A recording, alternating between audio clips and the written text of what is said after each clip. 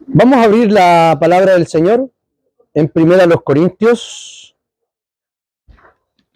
capítulo 6, versículos 12 al 20. Primera los Corintios 6, 12 al 20, y dice así la palabra del Señor. Todo me está permitido, pero no todo me conviene.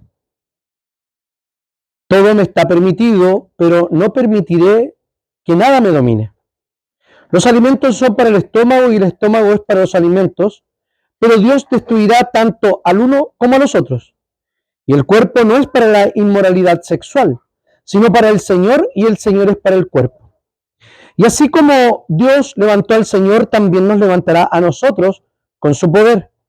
¿Acaso no saben ustedes que sus cuerpos son miembros de Cristo? ¿Voy entonces a tomar los miembros de Cristo para hacerlos miembros de una prostituta? De ninguna manera. ¿Acaso no saben que el que se une con una prostituta se hace un solo cuerpo con ella? La Escritura dice, los dos serán un solo ser, pero el que se une al Señor es un espíritu con él. Huyan de la inmoralidad sexual. Cualquier otro pecado que el hombre cometa ocurre fuera del cuerpo, pero el que comete inmoralidad sexual peca contra su propio cuerpo. ¿Acaso ignoran que el cuerpo de ustedes es el templo del Espíritu Santo que está en ustedes y que recibieron de parte de Dios, y que ustedes no son dueños de sí mismos?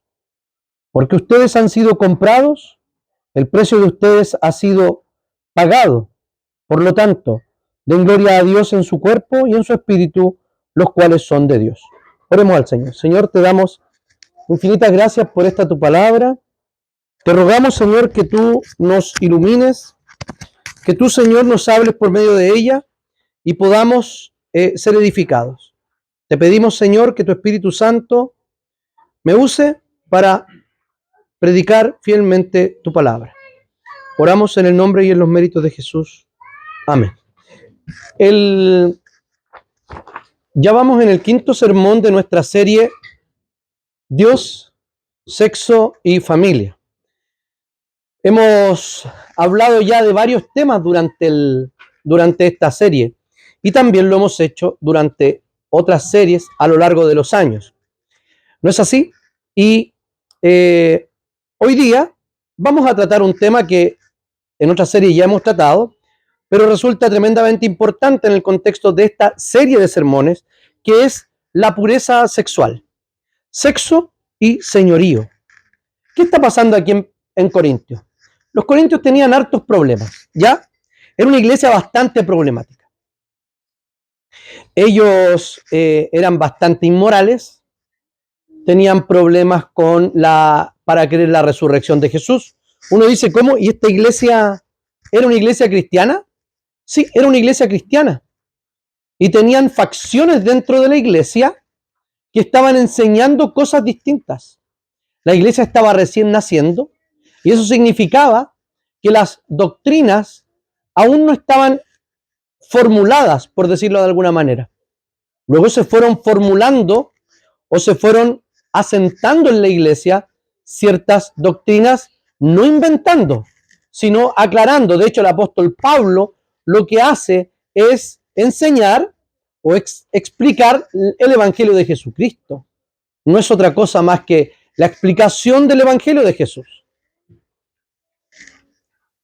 ¿Qué hay detrás de esta exhortación que el apóstol Pablo le hace a los habitantes de la iglesia de Corinto? Hay una filosofía que se llama dualismo. Esto quiere decir que el ser humano está compuesto por un alma y un cuerpo que son funcionalmente interdependientes. ¿Qué quiere decir esto? Que claramente que si el alma se separa del cuerpo, ¿qué pasa? La persona se muere.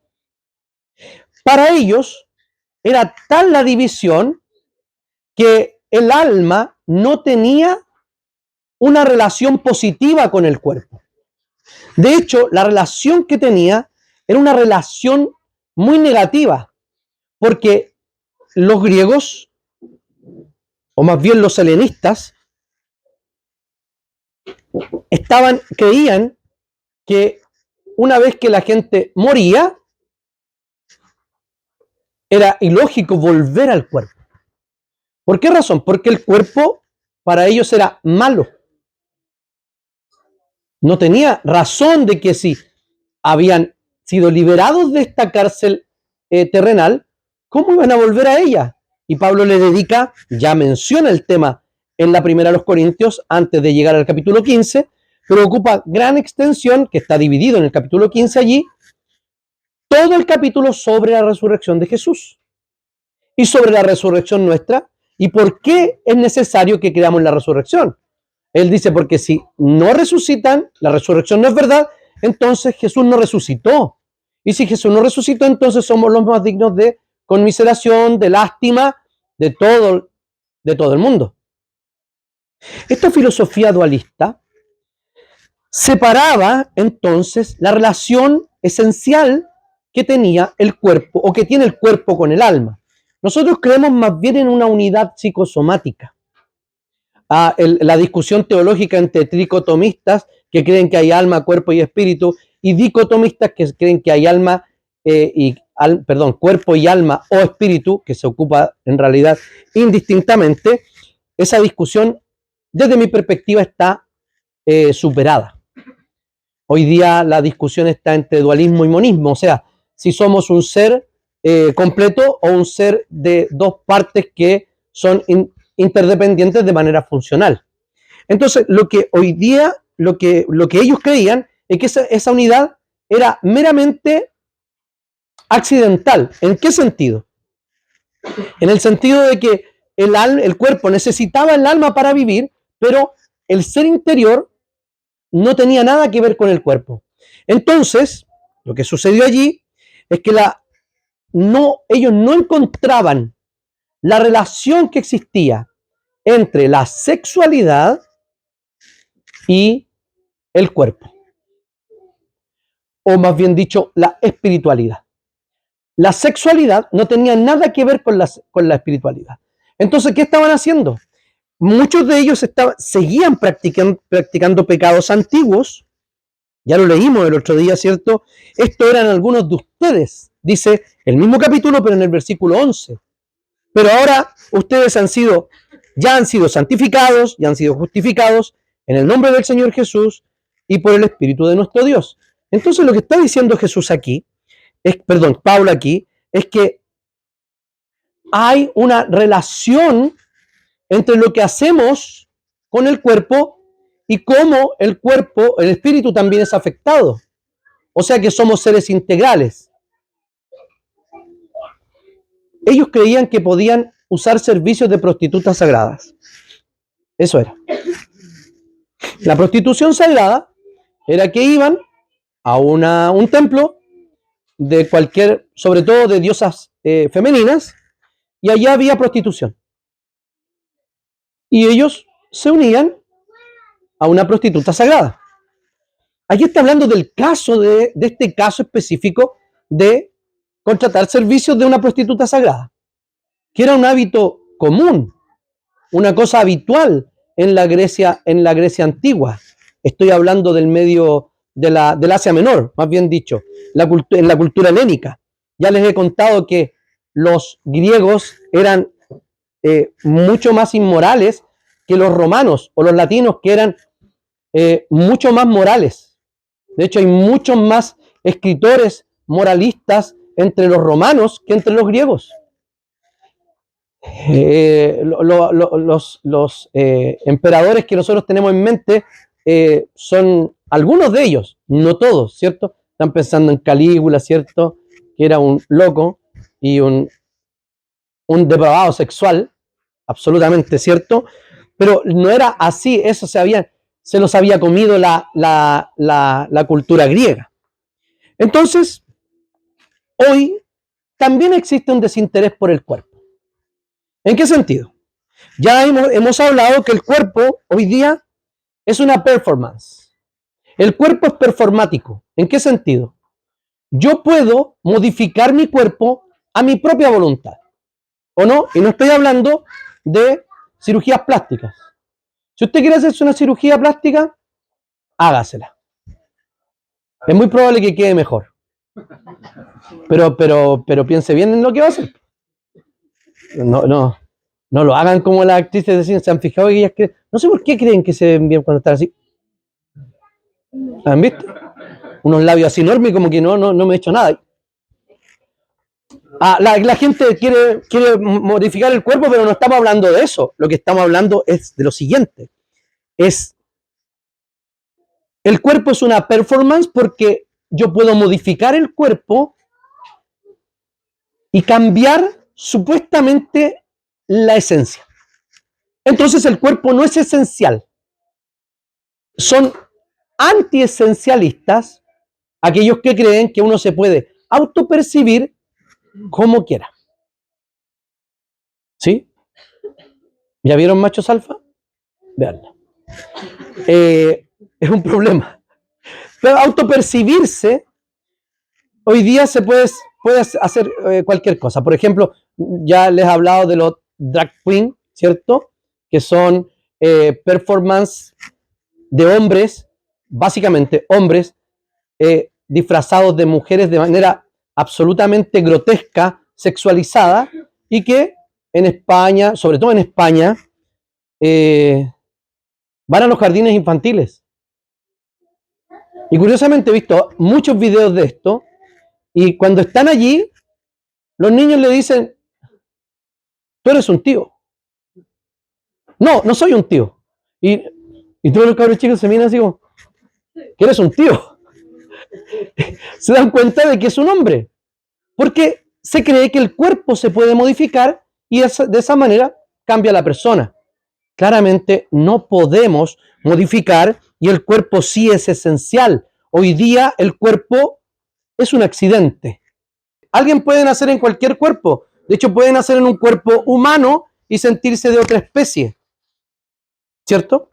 Puede nacer en un cuerpo de un hombre y sentirse una mujer. De hecho, cuando hablan del sexo asignado al nacer, es como si fuera arbitrario.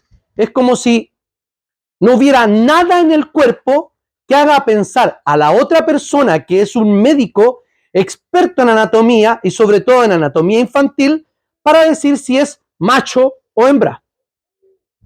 ¿No es así? A nosotros nos costó un poquitito cuando nacieron los cachorros. ¿Cierto, mi amor? No sabíamos nuestros cachorritos que se enfermaron después. El Tommy y el Isma.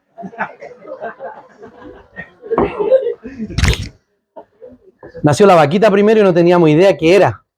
Después, yo creo, al mes supimos quién era quién.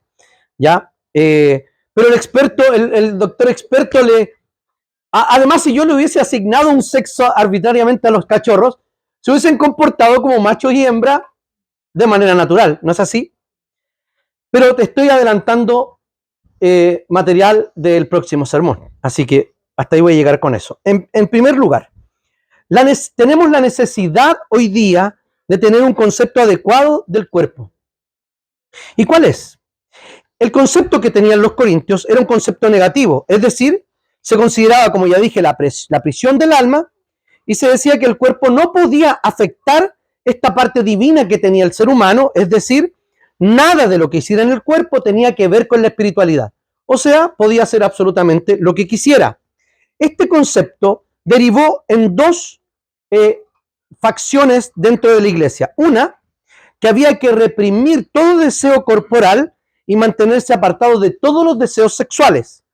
Y había otra facción, no es que sean ustedes de acá y ustedes de acá, había otra facción de la iglesia que decía que la sexualidad tiene que ver tanto con el cuerpo que no importaba lo que se hiciera con los apetitos sexuales.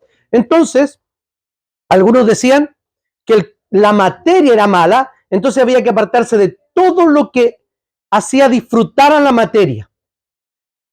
Ojo que con esa doctrina se hacía imposible la encarnación de Jesús, porque Dios no podía tomar forma humana. Ahí había otra herejía. Entonces, en este contexto, debemos decir que ellos estaban teniendo un grave problema con la comprensión de la libertad en relación a las relaciones sexuales. Su lema era, esto, véanlo muy bien en su Biblia, todo me está permitido. Nosotros a veces lo leemos como un imperativo. La Biblia dice que todo me está permitido, pero no todo es para mi bien, pero no todo me conviene. ¿Han escuchado eso? No. La idea es que Pablo está respondiendo a una carta que le habían enviado a los corintios. Entonces ellos decían, todo me está permitido. Y Pablo, el lema era, imagínense una iglesia con una pancarta que dice, todo me está permitido. Entonces Pablo le dice, pero no todo es para mi bien. Entonces le dice, bueno, evalúen lo que están haciendo. Y agrega, después responden de una segunda forma, todo me está permitido. Y Pablo dice, pero no me dejaré dominar por nada. Entonces Pablo está respondiendo a esta supuesta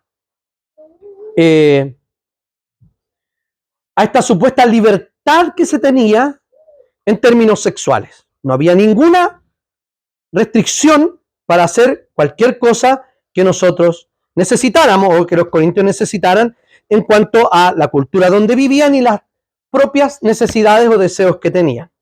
O sea, le daban rienda suelta a sus deseos o los reprimían porque el cuerpo en sí mismo era malo. Entonces ellos justificaban esta práctica sexual que no estaba sometida a los parámetros divinos y ellos lo comparaban como una necesidad en el acto de comer. Porque también ellos le decían, los alimentos, seguramente hablaron de los alimentos. Y Pablo le responde, los alimentos son para el estómago y el estómago para los alimentos. Entonces eso es lo que está diciendo. Hay una relación entre lo que yo hago sexualmente y comer. Son dos cosas iguales. Es por eso que no podemos atacar a los gorditos con este texto. ¿Cierto? Si tú eres templo del Espíritu Santo. Entonces por eso tienes que bajar de peso. Sí, tendré que bajar de peso por otras razones, pero no por eso. ¿Saben por qué? Por la sencilla razón de que aquí, de hecho, está desvirtuado, que es un mal argumento el de la comida. Y cuando habla de cuidar el cuerpo, habla de apartarse de las prácticas sexuales prohibidas. Cuando uno piensa que es templo del Espíritu Santo y yo, no tome Coca-Cola. No tiene nada que ver. Eso creen los mormones. Ahora ni siquiera compramos un templo mormón. Así que no tenemos nada que ver con ello. Entonces, Pablo deja claro que si lo aplicamos a los alimentos, el argumento funciona, ¿sí? Porque la comida es para el estómago y el estómago para la comida. Porque de hecho Cristo lo dijo. Lo que entra por la boca no contamina. Porque lo que comemos, lo comemos y después se va a la letrina. Mi abuelita lo diría de otra forma, claramente. Entonces, pero no funciona este argumento en cuanto a la sexualidad, ya que la sexualidad es una expresión profunda de obediencia o de rebelión con Dios. ¿Saben por qué? Porque las culturas que se van rebelando en contra del Señor siempre llegan a prácticas sexuales depravadas. Alemania, esta semana, Parlamento alemán. ¿Saben lo que pasó? Se bajaron las penas y se retipificó el delito de posesión de pornografía infantil. Era un delito grave con altas penas. Y Alemania, el Parlamento alemán, lo que hizo fue rebajar las penas y ponerlo en un delito menor. O sea, probablemente, creo que ya ni hay pena de cárcel, probablemente habrá una multa o una pena de cárcel muy breve, pero está rebajada al otro extremo de los delitos. Lo que pasa es lo siguiente. Es que lo que pasa en los países de allá, siempre pasa en los países de acá. Y más tarde, ¿o no? ¿Y qué hace la iglesia? ¿Qué hace la iglesia? Nada. Porque cuando alguien está...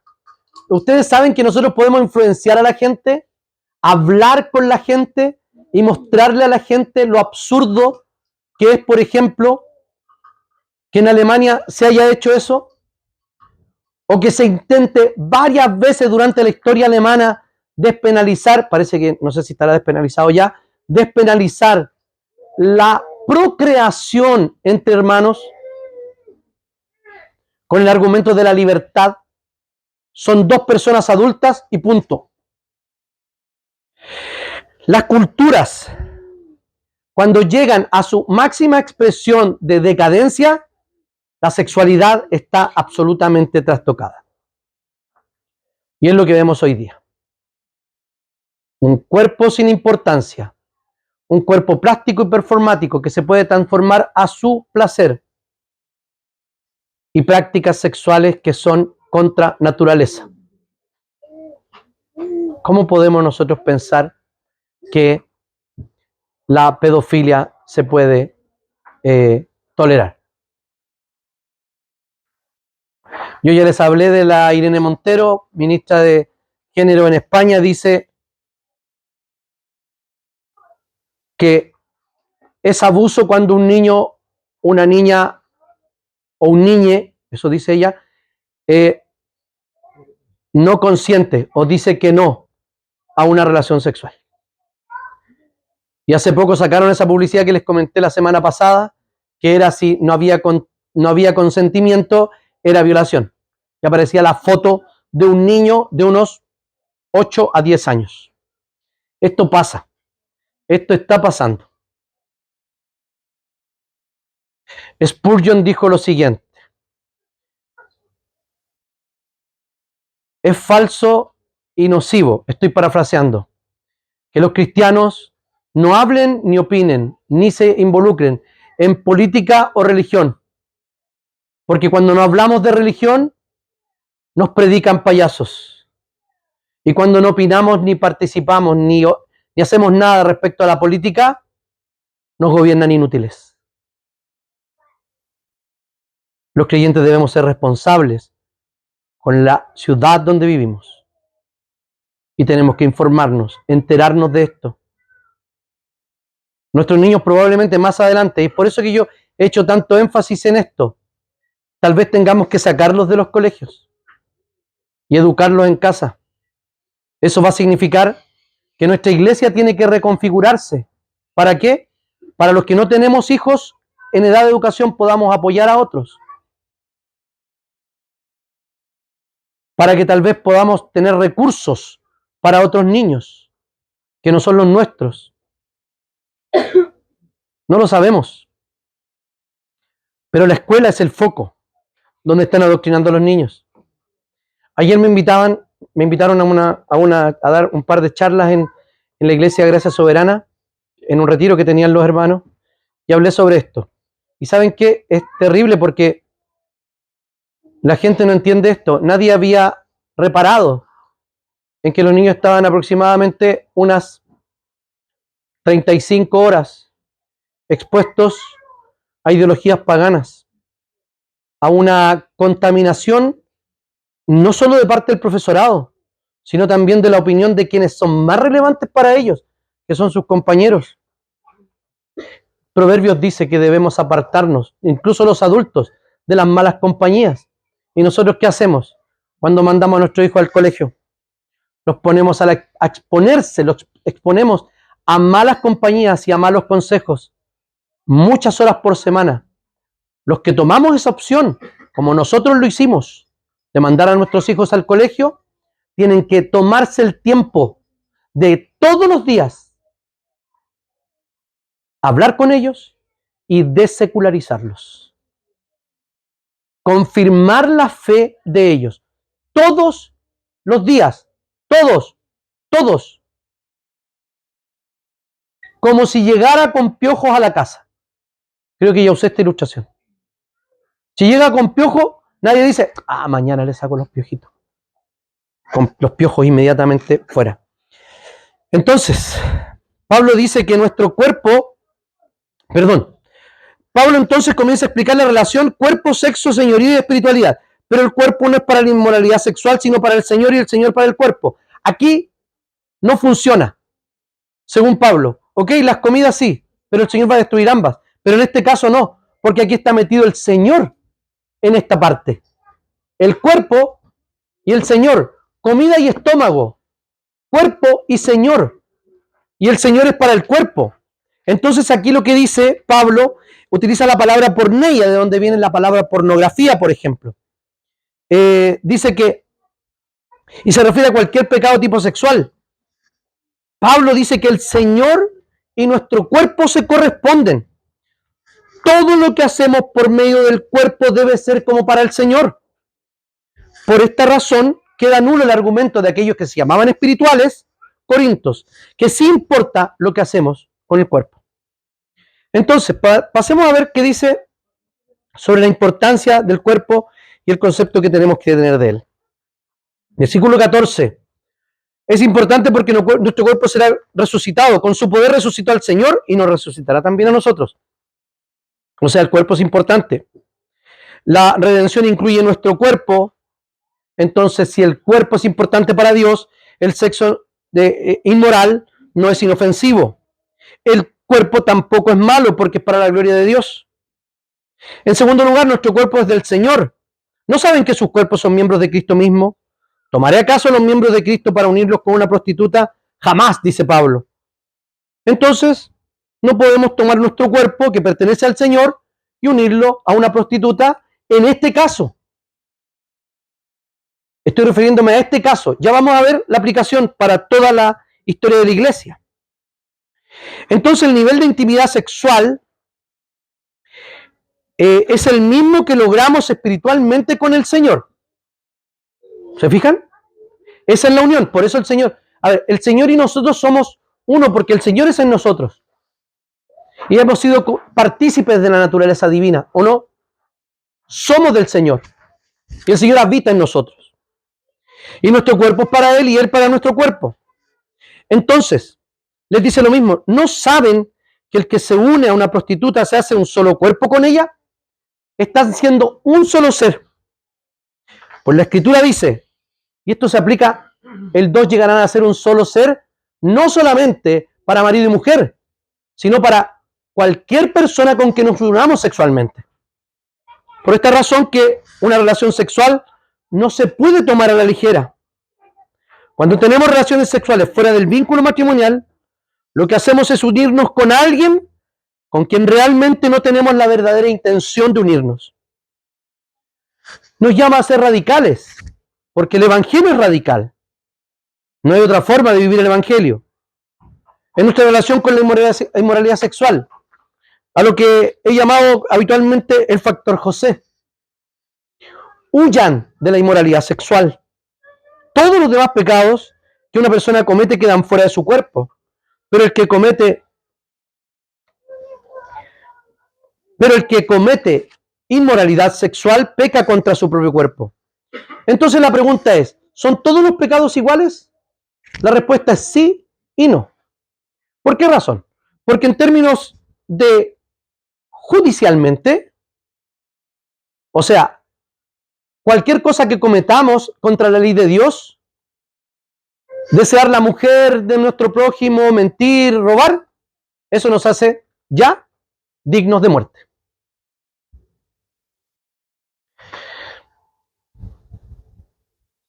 Y espiritualmente también. Todos son iguales, porque todos afectan nuestra relación con Dios, ¿cierto? No la relación que Dios tiene con nosotros, nuestra relación con Dios. Pero comunitariamente y en términos de los efectos, no son todos iguales. Por algo que Pablo está diciendo que todos los pecados están fuera del cuerpo, pero el pecado sexual es unirse con otra persona como si estuviéramos unidos igual que con el Señor. Nuestro cuerpo, dice, es templo del Espíritu Santo. En la quinta razón.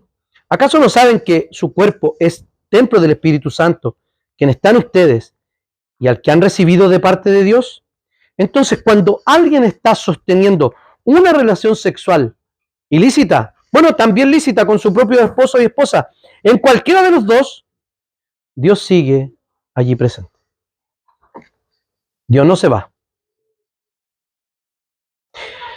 Entonces, en segundo lugar, echemos una mirada entonces cómo esto se aplica a la pureza sexual en cuanto al señorío de Cristo en la vida sexual de los solteros. El hecho de que la expresión física de la sexualidad está limitada por la escritura del matrimonio, eso no significa que el soltero tenga sometida su sexualidad completamente a Jesús. A ver, ¿qué quiero decir con esto? Que es una cosa la cual hay que cuidar. Es un mandamiento del Señor y nos pone ciertos parámetros.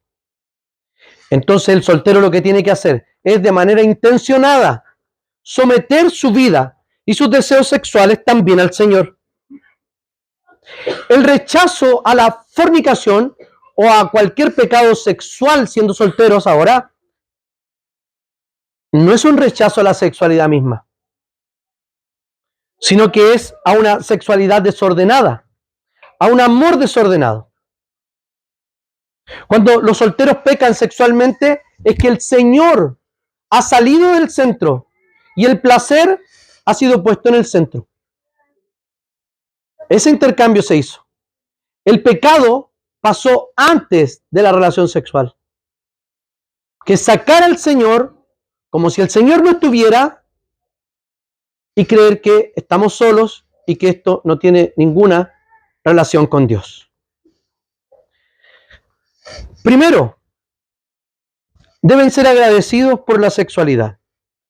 El Señor incluyó la sexualidad hombre y mujer. Y esto ya lo hablamos respecto de la reproducción.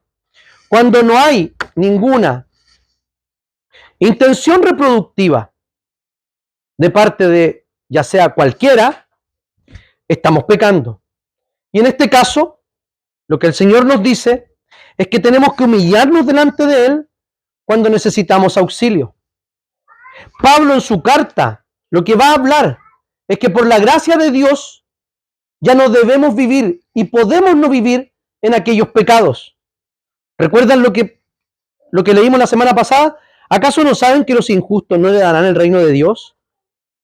No se equivoquen, ni los fornicarios, ni los idólatras, ni los adúlteros, ni los afeminados, ni los que se acuestan con hombres, ni los ladrones, ni los avaros, ni los borrachos, ni los mal hablados, ni los estafadores heredarán el reino de Dios. Y esto eran algunos de ustedes, pero ya han sido lavados, ya han sido santificados, y han sido justificados, no por nuestros méritos, dice, en el nombre de Jesucristo, del Señor Jesús, y por el Espíritu Santo de nuestro Dios. O sea, nuestros corazones, nuestra naturaleza ha sido cambiada. Por lo tanto, debemos vivir como nuevas criaturas. La manifestación la sexualidad es una manifestación de la imagen de Dios, ya que Dios es comunitario, también los humanos lo somos. Nos inclinamos hacia el otro y es normal la inclinación hacia la intimidad, pero debemos resistir la tentación para seguir los pasos que el Señor nos ha dicho que sigamos. ¿Por qué razón? Porque Pablo no está prohibiendo las relaciones sexuales. De hecho, específicamente está prohibiendo las relaciones sexuales, en este caso con prostitutas. Y uno dirá, ya, pero el sexo casual. O tengo relaciones con alguien con quien amo y con quien tengo serias intenciones de casarme. A ellos les está hablando esto de la prostitución. ¿Cuál es la aplicación completa? Es que la unión sexual concreta o consuma el matrimonio y no al revés. Es el pacto de Dios y luego la relación sexual. Con fines no meramente recreativos, sino reproductivos. No solo digo. Entonces, no es el carácter de la mujer que está involucrada en este acto ilícito lo que está criticando Pablo. Lo que está criticando es la relación sexual que a la luz de la Biblia significa son una sola carne. O sea, independientemente de quién sea el contacto, con quién sea la relación. El acto sexual entre personas que no se han casado, dice Alberto Roldán, un escritor que comenta este texto, el acto sexual entre personas que no se han casado, que no han asumido plena y públicamente su responsabilidad de unión de por vida, es pecaminoso. Y otro señor que habla sobre, comentando el mandamiento de no desearás a la mujer de tu prójimo, dice, está mal, porque las personas no casadas, por tanto, se envuelven en un acto que une de por vida sin unirse de por vida. Toda relación entre solteros que incluya sexo o aproximaciones a este son pecaminosas. Busquemos poner bajo el señorío de Cristo nuestra sexualidad durante nuestra soltería. Y si usted ya sabe de qué está hecho, en el sentido de que hay personas que atrasan de manera ilimitada y absurda concretar una relación matrimonial con otro. Pablo dice, si alguien me pregunta, ¿a qué edad nos debemos casar? ¿Saben cuál es la respuesta bíblica según lo que Pablo está diciendo en 1 Corintios? Lo antes posible. Lo antes posible. Y usted sabe, cada uno de los solteros sabe dónde les aprieta el zapato. Sabe cuáles son sus pecados sexuales, de los cuales tienen que huir. Y en tercer lugar, el señorío de Cristo en la vida sexual del casado. Si pensamos que la vida sexual después de casarse es más fácil, nos estamos equivocando un poquitito. Porque las tentaciones son otras. Las herramientas, los recursos que Dios nos da son exactamente las mismas. Pero también nuestros propios recursos y nuestra sofisticación también aumenta. ¿Qué significa entonces la sexualidad para el casado? Como dije en otro sermón, primero significa procreación. El mandato de llenar la tierra no ha sido caducado por nadie. Ni las Naciones Unidas pueden caducar con su teoría de sobrepoblación de que no hay que tener hijos. En Europa esto ya pasó, y esto se lo he comentado muchas veces, ¿cierto? En Europa tenemos los europeos de origen cristiano ya no tienen hijos. A los hijos, a las mascotas les llaman hijos. Una persona ayer nos comentaba en ese lugar donde fui que su hija se casó con un francés, viven en París, y su perrita tiene nombre y un nombre humano, y le llaman hija y la tratan como hija.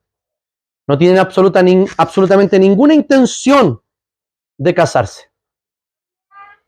No tienen absolutamente ninguna intención. Creo que están casados. Están casados. Pero no quieren tener hijos. La perrita es suficiente. Si tuviéramos que elegir, a lo mejor elegiríamos al Lecter. Lecter no maneja, es verdad.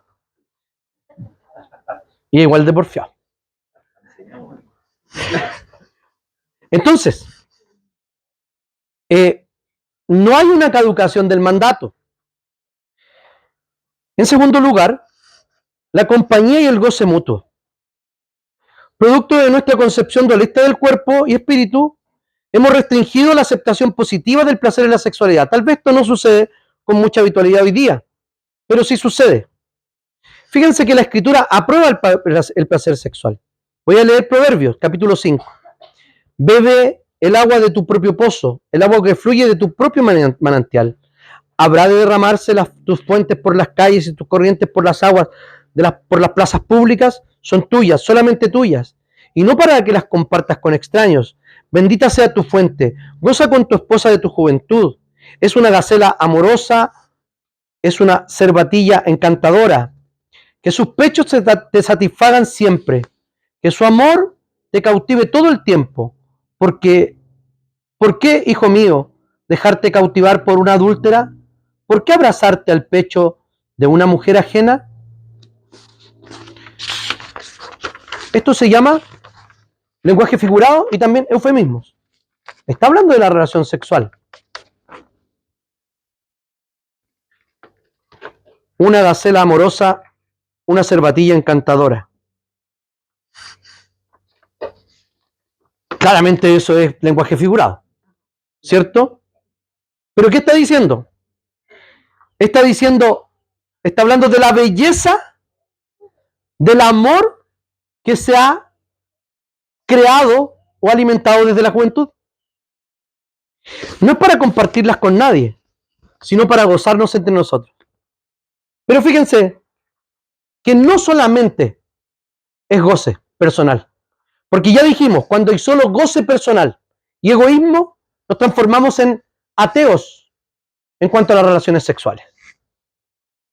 Hay un libro completo en la Biblia que habla sobre la sexualidad, el cantar de los cantares. En tercer lugar, también el señorío de Cristo sobre la sexualidad del casado debe concretarse en su fidelidad a su cónyuge. Lo que Pablo dice en el capítulo 7 sobre la sexualidad es lo siguiente, un poquito más adelante. 7.2 dice que el matrimonio es monógamo, que cada uno tenga su propia mujer y cada una tenga su propio marido. ¿Qué es frecuente la relación sexual? Que el marido cumpla su deber con su esposa e igualmente la mujer lo cumpla con el marido. Propiedad mutua. La mujer no tiene autoridad sobre su propio cuerpo, sino el marido. Asimismo, el marido no tiene autoridad sobre su propio cuerpo, sino la mujer. Y en cuarto lugar, es un antídoto contra la tentación. No os privéis el uno del otro, excepto de común acuerdo y por cierto tiempo, para dedicaros a la oración. Volved después a juntaros a fin de que Satanás no os tiente por causa de vuestra falta de dominio propio. Fíjense cómo Pablo ataca y reformula qué significa la relación sexual en el matrimonio. Primero, que es monógamo y exclusivo, ¿cierto? O sea, adulterar algo es agregar algo que no está en la composición original. Un vino adulterado, una leche adulterada, ¿cierto? Es agregarle algo que no es propio de la composición original. Cuando habla de cumplir el deber, dice que tanto para el uno como para el otro. O sea, cumplir el deber es que debe haber una frecuencia, tal vez de mutuo acuerdo, ¿sí? Pero habla de una frecuencia. Cuando la frecuencia es muy alta o muy distante, hay un problema. ¿Y saben qué? Muchas personas tienen problemas sexuales, pero hay solución para ello. A ver, suponga lo siguiente, que usted ronca demasiado en la noche. Usted, hombre o mujer, da lo mismo. Ronca demasiado. Y su esposo o esposa le dice que está roncando mucho. ¿Usted buscaría una solución? No, total, no me escucho. Buscamos una solución probablemente, ¿cierto? No sé, algo, tapón. Yo conocí a alguien que se ponía audífono. Una mujer que se ponía audífono porque su esposo no quería hacerse ningún tratamiento. Lo conocen. Entonces, otra cosa, si a usted le duele un pie y se hizo un E15 y se le hinchó el pie, ¿qué hace? Va al médico. Ya no nos echamos, nos metemos la pata en agüita con sal caliente. Vamos al médico, probablemente nos van a sacar una radiografía y nos van a decir, sí, usted necesita yeso, necesita esto, necesita descanso, necesita esto otro. ¿Saben qué? Las disfunciones sexuales se tratan de la misma manera. Usted va al médico, lo diagnostican y le dicen, miren, esta es su solución. Y puede ser más fácil de lo que usted cree. Está privando a su esposo o a su esposa de la intimidad sexual. Ahí dice cuando de cumplir el rol, ¿cierto? O el deber, pero la frecuencia, la propiedad y el antídoto contra la tentación, las tres significan que hay un peligro allí. O sea, tiene que ser con una frecuencia. La propiedad es mutua, o sea, no podemos negarnos constantemente a la relación sexual por cualquier motivo. Pueden ser motivos emocionales, pero eso hay que hacerlo ver. O tal vez simplemente porque algunas personas, no sé si hombres o mujeres, no sé en qué se da más, utilizan la relación sexual como moneda de cambio para manipular al otro. Y ojo,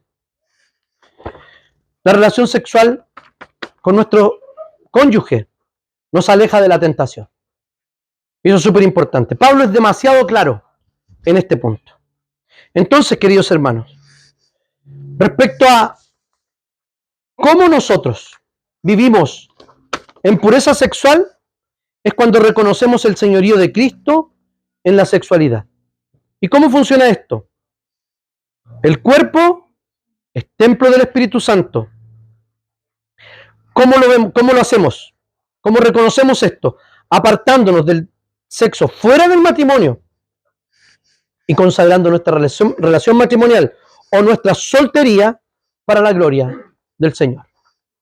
Que Dios les bendiga y el Señor nos ayude todos los días. Oremos.